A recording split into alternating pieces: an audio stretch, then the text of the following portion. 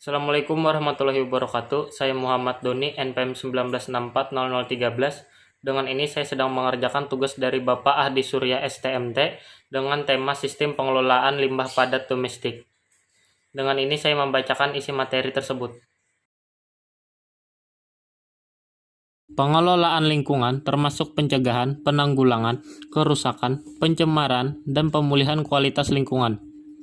Hal tersebut telah menuntun dikembangkannya berbagai perangkat kebijakan dan program kegiatan yang didukung oleh sistem pendukung pengelola lingkungan lainnya. Sistem tersebut mencangkup kemantapan, kelembagaan, sumber daya manusia, dan kemitraan lingkungan.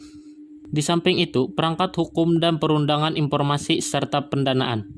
Sifat keterkaitan dan keseluruhan dari esensi lingkungan telah membawa konsekuensi bahwa pengelolaan lingkungan termasuk sistem pendukung tidak dapat berdiri sendiri, akan tetapi terintegrasikan dengan seluruh pelaksanaan pembangunan sektor dan daerah.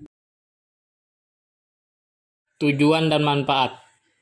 Tujuan dari penulisan makalah ini adalah untuk memperluas pengetahuan tentang pencemaran lingkungan beserta dampak yang ditimbulkan terhadap lingkungan dan kesehatan manusia, juga cara mencegah dan menanggulanginya.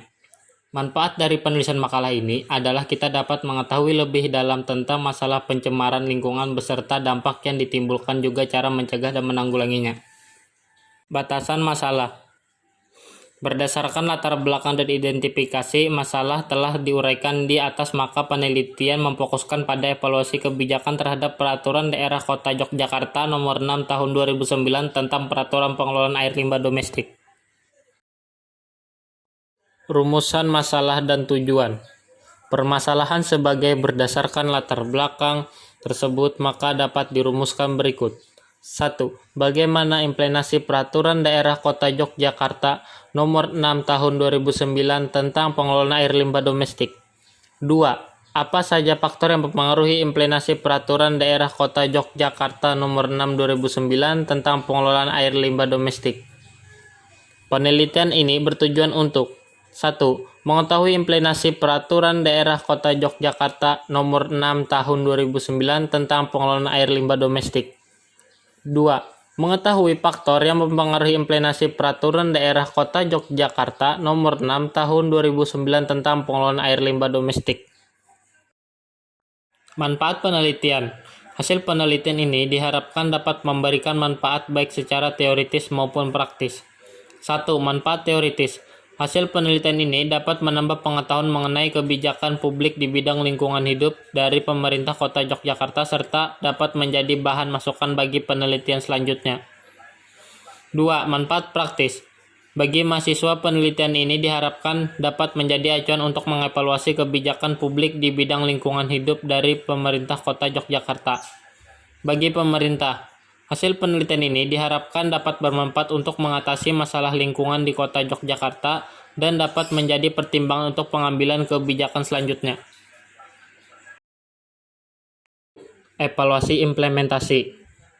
Evaluasi implementasi menurut Ripley sebagai dikutip Nur Hajatmo adalah evaluasi yang ditujukan untuk melakukan evaluasi terhadap proses, dilaksanakan dengan menambah perspektif yang terjadi selain pematuhan serta dilakukan untuk mengevaluasi dampak jangka pendek dari suatu kebijakan. Kebijakan publik. Irfan Islami sebagai dikutip oleh Sunaidi, kebijakan harus dibedakan dengan kebijaksanaan. Polisi diterjemahkan dengan kebijakan yang berbeda artinya dengan wisdom, yang artinya kebijaksanaan.